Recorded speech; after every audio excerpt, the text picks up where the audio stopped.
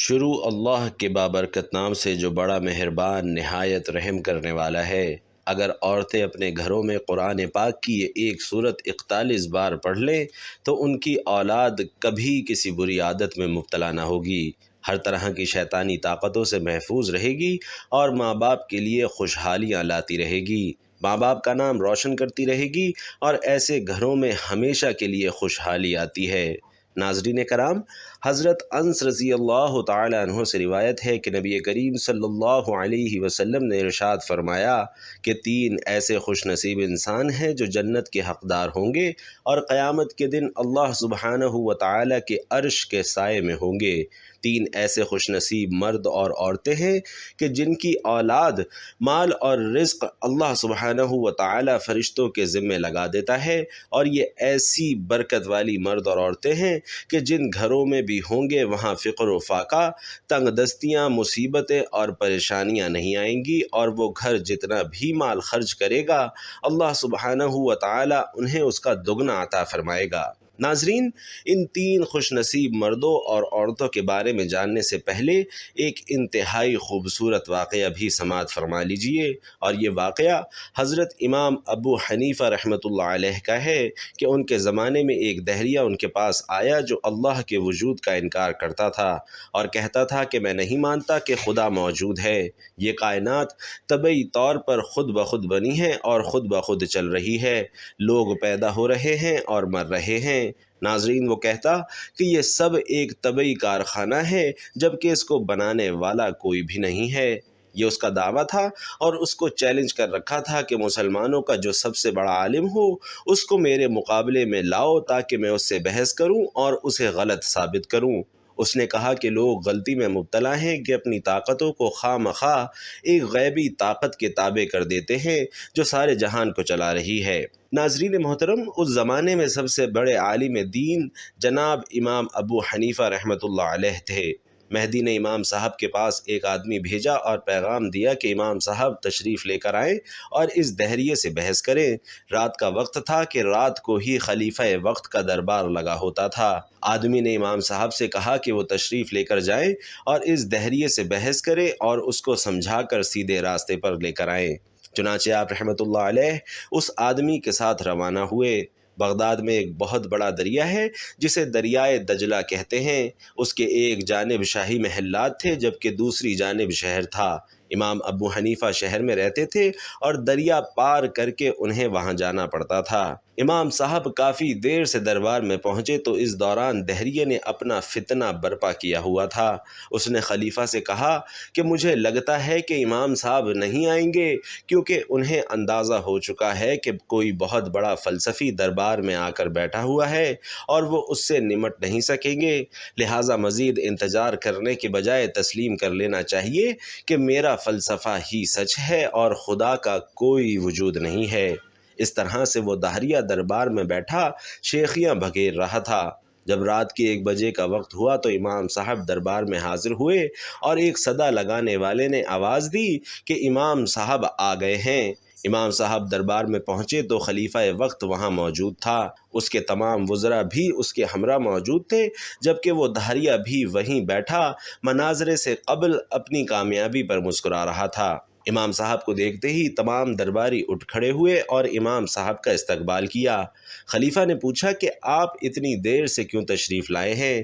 شام کے وقت آپ کے پاس قاصد بھیجا تھا جبکہ اس وقت رات کا 1 بج چکا ہے، حضور اتنی تاخیر سے آنے کی آخر وجہ کیا ہے؟ یہ ایک شاہی حکم تھا جس کی تعمیل جلد سے جلد ہونی چاہیے تھی۔ ناظرین، یہ سن کر امام ابو حنیفہ رحمۃ اللہ علیہ نے فرمایا کہ میرے ساتھ ایک عجیب واقعہ پیش آیا جس کے سبب مجھے تاخیر کا سامنا ہوا۔ زندگی بھر میں نے ایسا واقعہ پہلے کبھی نہیں دیکھا تھا۔ درباری یہ سن کر امام صاحب کے چہرے کی جانب متوجہ ہو گئے کہ آخر کیا واقعہ پیش آ گیا تھا، تو آپ نے کہا کہ جب میں شاہی محل میں آنے کے لیے گھر سے نکلا تو مجھے دریا پر کوئی کشتی نظر نہ آئی، گھپ اندھیرا تھا اور دور دور تک کوئی بندہ نظر نہیں آ رہا تھا۔ میں حیران اور پریشان کھڑا تھا کہ اب میں دریا کو کس طرح سے پار کروں۔ پھر اچانک میں نے دیکھا کہ دریا کے اندر سے لکڑی کے بنے ہوئے شاندار تختے نمودار ہونا شروع ہو گئے اور ایک کے بعد ایک نکلتے چلے گئے۔ میں حیران ہوا اور سوچنے لگا کہ دریا سے مچھلی نکل سکتی ہے، موتی نکل سکتے ہیں، لیکن یہ بنے بنائے تختے کہاں سے نکل سکتے ہیں؟ ابھی میں اسی حیرت میں تھا کہ اس سے بھی عجیب واقعہ پیش آیا۔ وہ تختے خود بخود آپس میں جڑنا شروع ہو گئے اور دیکھتے ہی دیکھتے ایک کشتی کی شکل اختیار کر لی۔ میں حیران رہ گیا کہ آخر یہ کشتی کس طرح سے خود بخود بن سکتی ہے اور ان تختوں کو کون جوڑ رہا ہے۔ میں دیکھ رہا تھا کہ وہ تختے اوپر نیچے خود بخود ایک دوسرے سے جڑتے چلے جا رہے تھے کہ اسی دوران دریا میں سے لوہے کی کیلیں بھی نکلنا شروع ہوئیں اور خود بخود تختوں کے اوپر وہ کیلیں نہایت ہی خوبصورت ترتیب سے لگنے لگیں۔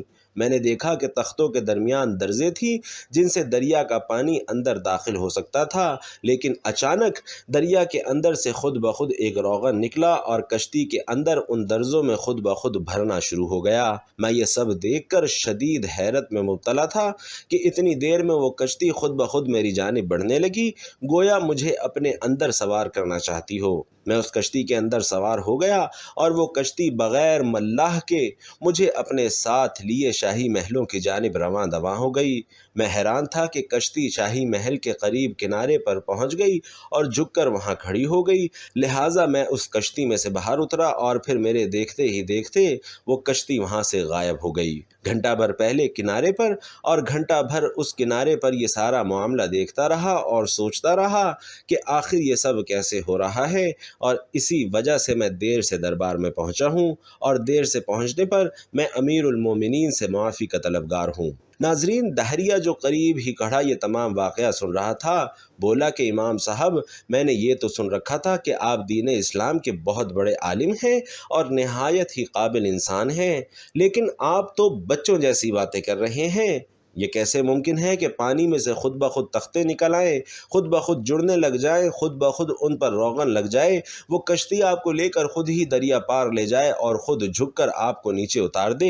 کیا یہ کوئی عقل میں آنے والی بات ہے کہ آپ جیسے بڑے اور عالم فاضل دانشور امام سے ایسی بات کی توقع نہ تھی کہ آپ نے تو صریحاً نادانوں اور بچوں جیسی بات کی ہے؟ ناظرین، دہریے کی یہ بات سن کر امام صاحب نے فرمایا کہ کیا میری بات آپ کو بے وقوفوں والی لگتی ہے کہ ایک کشتی تو خود بخود بن نہ سکے، اس کے تختے تو خود بخود جڑ نہ سکے، ان میں میخیں تو خود بخود ٹھک نہ سکے، اس پر خود بخود روغن نہ چڑھ سکے اور خود بخود بغیر ملاح کے ایک کشتی تو چل نہ سکے؟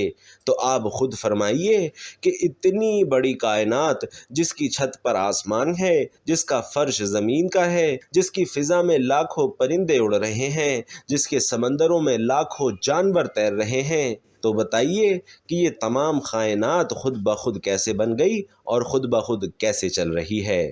آپ نے جو بات کہی اور جو دعویٰ آپ نے کیا ہے، کیا وہ عقل میں آنے والی بات ہے؟ ایک معمولی سی کشتی تو بغیر بنانے والے کے بن نہیں سکتی، تو اتنا بڑا جہان بغیر کسی بنانے اور چلانے والے کے بنا کیسے بن سکتا ہے، کیسے چل سکتا ہے؟ تو بتائیے کہ آپ بڑے بے وقوف ہیں یا میں بڑا بے وقوف ہوں؟ آپ کی باتیں بچوں جیسی ہیں یا میری باتیں بچوں جیسی ہیں؟ آپ کم عقل ہیں یا میں کم عقل ہوں؟ اللہ اکبر کبیرہ۔ امام صاحب کی یہ دانش مندانہ گفتگو سن کر ناظرین، وہ دہریہ سکتے میں آ گیا اور اسی دربار میں بیٹھے بیٹھے اس نے اسلام قبول کر لیا۔ ناظرین، اگر آپ بھی اس ایمان افروز واقعے پر اشش کر اٹھے ہوں تو کمنٹ باکس میں خلوص دل کے ساتھ سبحان اللہ ضرور لکھ دیجئے گا۔ بھائیوں اور بہنوں، اس میں کوئی شک نہیں کہ اللہ کی مرضی اور منشا اور اجازت کے بغیر ایک پتا بھی نہیں ہل سکتا۔ حضرت انس رضی اللہ تعالی عنہ روایت کرتے ہیں کہ نبی کریم صلی اللہ علیہ وسلم نے فرمایا کہ 3 مرد اور 3 عورتیں خوش نصیب ہیں، اور یہ ایسے لوگ ہیں جو قیامت کے دن اللہ کے عرش کے سائے میں ہوں گے۔ جس گھر میں بھی ایسے مرد اور عورتیں ہوں گی، اس گھر پر اللہ کی خاص رحمتیں نازل ہوتی ہیں۔ ایسے گھروں پر دن رات اللہ کی نعمتیں بارش بن کر برستی ہیں۔ پہلی وہ خاتون جس کا شوہر اپنے بچوں کو چھوڑ کر خالق حقیقی سے جا ملا ہو، اور وہ خاتون تنہا بچوں کی دیکھ بھال اور پرورش کرتی ہو اور اپنی عزت اور ناموس کی بھی حفاظت کرتی ہو اور ہر وقت اللہ کا شکر ادا کرتی ہو۔ دوسری وہ خاتون جو صلہ رحمی کرنے والی ہو کہ اس عمل سے اس کی زندگی میں بھی خیر و برکت ہوتی ہو اور اس کی روزی میں بھی بے پناہ اضافہ ہوتا ہو۔ مرنے کے بعد ایسی خاتون کی قبر میں وسعت پیدا کر دی جاتی ہے۔ ایسی خاتون کی اولاد پر اللہ سبحانہ و تعالی اپنا حفظ و امان برقرار رکھتا ہے، اور قیامت کے دن ایسی عورتیں اور مرد اللہ کے عرش کے سائے میں ہوں گے۔ جبکہ تیسری وہ خاتون ہے جس نے کھانا بنایا اور اس کے پاس یتیم بچے آ گئے تو اس نے اپنے بچوں کو بھوکا رکھ کر ان یتیم بچوں کی دعوت کی اور انہیں کھانا کھلایا، تو ایسی خاتون کو اور اس کے بچوں کو اللہ سبحانہ و تعالی اپنی حفاظت کے حصار میں لے لیتا ہے، اور اس خاتون کے بچوں کی ہر مصیبت اور پریشانی اللہ دور فرما دیتا ہے اور ان کے لیے آسانیاں ہی آسانیاں پیدا کرتا ہے۔ ایسی خاتون اور اس کے بچے تا حیات اللہ کے حفظ و امان میں رہتے ہیں اور قیامت کے دن اللہ کے عرش کے سائے میں ہوں گے۔ ناظرین محترم، اللہ کی ذات بابرکت ہی ہے جو ایک مسلمان کی زندگی کے ہر معاملے میں اس کی حفاظت اور اس کی نگرانی کرتی ہے۔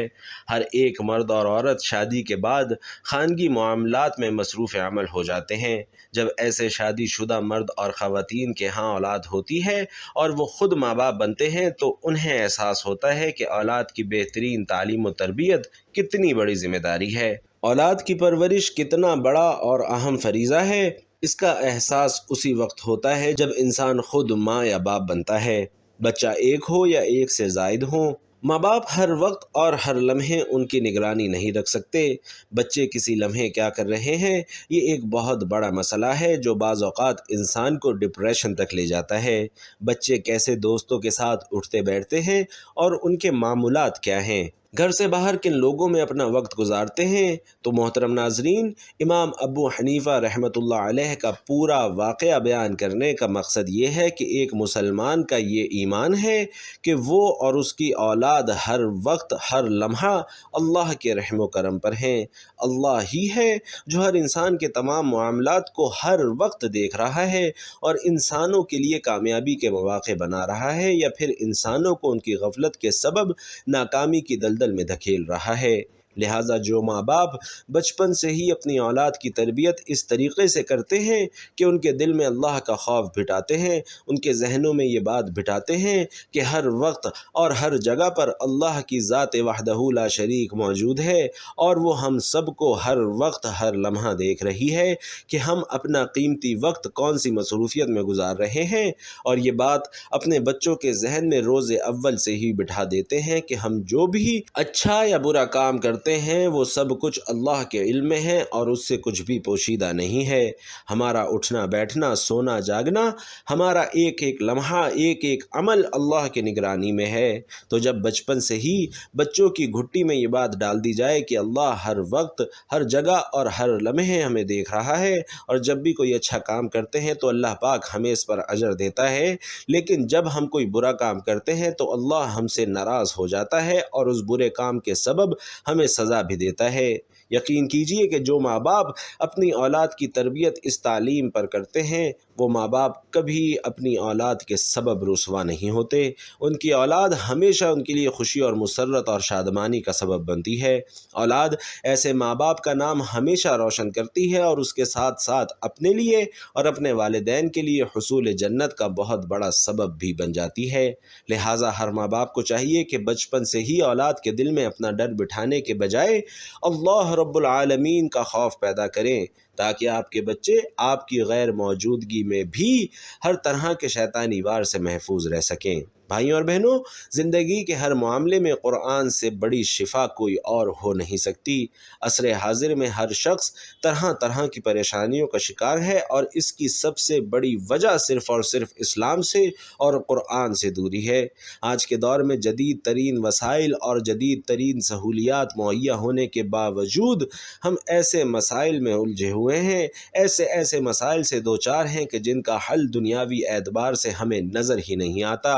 انہی مسائل میں شادی شدہ افراد کے لیے اولاد کی تعلیم و تربیت بھی ایک بہت بڑا مسئلہ بنی ہوئی ہے۔ ماں باپ کی لاکھ کوششوں کے باوجود اولاد کسی نہ کسی فتنے کا شکار ہو جاتی ہے اور ماں باپ کے لیے مستقل پریشانی کا سبب بن جاتی ہے۔ ناظرین محترم، قرآن پاک کی ایک ایسی خوبصورت سورہ مبارکہ ہے کہ اگر کسی گھر میں ماں اس سورت مبارکہ کو صرف 41 بار پڑھ لیتی ہے تو ان گھروں میں ہر طرح کی بندشیں، رکاوٹیں اور ہر طرح کے شیطانی اثرات ختم ہو جاتے ہیں۔ ایسے گھروں میں خوشحالیاں آتی ہیں اور اللہ کی رحمتیں ایسے گھروں پر برسنے لگتی ہیں۔ قرآن پاک کی یہ سورت ہر گھر میں ضرور پڑھی جانی چاہیے۔ تو بھائیوں اور بہنوں، آج کے تیز رفتاری کے دور میں کہیں والدین بچوں کی تربیت سے غافل ہیں تو کہیں اولاد اپنے ماں باپ کو وقت دینے سے قاصر ہے۔ ماں باپ کی پوری زندگی اپنے بچوں کے بہترین مستقبل کے لیے پیسہ کمانے میں گزر جاتی ہے تو بچے وہی کچھ سیکھتے ہیں جو انہیں اسکولوں اور کالجوں میں سکھایا جاتا ہے۔ اولاد جوان ہو جاتی ہے اور باپ کو اپنی اولاد کے پاس بیٹھے مدتیں گزر جاتی ہیں۔ دولت کمانے کے چکر میں باپ رات کو دیر سے گھر آتا ہے اور صبح سویرے اپنے کام پر ڈٹ جاتا ہے۔ مائیں بیچاری جس قدر ممکن ہو گھر بھر کی تھکا دینے والی ذمہ داریوں کے ساتھ اپنے بچوں کی دیکھ بھال کرتی ہیں، لیکن پھر بھی بچوں کی وہ تربیت نہیں ہو پاتی جو ہونی چاہیے، اور نتیجہ یہ نکلتا ہے کہ یہی اولاد جب جوان ہو کر برسرے روزگار ہوتی ہے تو اس وقت تک ماں باپ بوڑھے ہو چکے ہوتے ہیں اور پھر یہی ماں باپ اولاد سے شکوہ کرتے دکھائی دیتے ہیں کہ ہماری اولاد ہمیں وقت نہیں دیتی، ہماری اولاد ہمارا حال نہیں پوچھتی اور جو دل میں آتا ہے کرتی ہے۔ ناظرین محترم، جان لیجئے کہ دن بھر کی تمام مصروفیات کے ساتھ ساتھ جن گھروں میں 5 وقت کی نماز باقاعدگی سے پڑھی جاتی ہے، اس روئے زمین پر وہ گھر دنیا کے خوش قسمت ترین گھروں میں شمار ہوتے ہیں۔ اپنی تمام گھریلو اور کاروباری مصروفیات کے ساتھ ساتھ نماز پنجگانہ ضرور ادا کریں اور بچوں کو روزانہ کچھ نہ کچھ وقت ضرور دیا کریں تاکہ وہ آپ کے عادی ہوں اور ہر بات آپ کے ساتھ شیئر کیا کریں۔ بچوں کی دنیاوی تعلیم کے ساتھ ساتھ دینی تعلیم پر بھی بھرپور توجہ دیں تاکہ بچے جوان ہونے کے ساتھ ساتھ ایک اچھے انسان اور ایک اچھے مسلمان بھی بن سکیں۔ اور ناظرین، اپنے گھروں میں اسلامی ماحول بنائیں، قرآن پاک کی تلاوت کی عادت بنائیں اور روزانہ اپنے گھر میں کم سے کم 41 مرتبہ سورۃ الفاتحہ کی تلاوت ضرور کیا کریں، کیونکہ سورۃ الفاتحہ پورے قرآن پاک کا نچوڑ ہے۔ اس کی بہت بڑی فضیلتیں بیان کی گئی ہیں، جن میں سے ایک یہ بھی ہے کہ جن گھروں میں روزانہ سورۃ الفاتحہ کی 41 بار تلاوت کی جائے تو ان گھروں میں کسی قسم کی کوئی شیطانی بیماری جنم نہیں لیتی۔ ایسے گھروں کے بچے اور خود ماں باپ ہر طرح کی مصیبتوں اور پریشانیوں سے محفوظ رہتے ہیں۔ گھر میں کوئی بیمار ہے، کوئی پریشانی چل رہی ہے، کوئی فرد ایسا ہے جو غصے کا بہت تیز ہے اور بات بے بات لڑائی جھگڑا کرتا ہے، 41 بار سورۃ الفاتحہ پڑھ کر پانی پر دم کریں اور اس پانی کو گھر میں عام پینے کے پانی میں شامل کر دیں۔ گھر کے تمام افراد یہ پانی استعمال کریں، انشاءاللہ ہر طرح کے جسمانی، روحانی اور اخلاقی بیماریاں گھر سے جاتی رہیں گی۔ گھر بھر کے تمام افراد پر اللہ کی رحمتیں برسنا شروع ہو جائیں گی۔ گھر کے تمام افراد خوشحال اور کامیاب ہو جائیں گے۔ زندگی کے ہر معاملے میں خوشحالیاں ایسے گھروں کا مقدر بن جاتی ہیں جن میں ہر روز سورۃ الفاتحہ کا یہ عمل کیا جاتا ہے۔ اللہ تبارک و تعالی سے دعا ہے کہ جن جن گھروں میں کسی بھی قسم کی پریشانی ہے، لڑائیاں جھگڑے اور نا اتفاقی ہے، رزق کی تنگی، بے برکتی اور تنگ دستی ہے، اللہ ان سب گھروں پر اپنی رحمتیں اور برکتیں نازل فرمائے۔ اللہ کریم میرا سنانا اور آپ کا سننا اپنی بارگاہ میں قبول و منظور فرمائے، آمین یا رب العالمین۔ محترم ناظرین، آخر میں آپ سے درخواست ہے کہ میری آج کی اس معلوماتی ویڈیو کو اگر آپ نے پسند کیا ہو تو کمنٹ باکس میں سبحان اللہ ضرور لکھ دیجئے گا۔ اللہ تعالی ہم سب کا حامی و ناصر ہو، آمین۔ السلام علیکم ورحمۃ اللہ۔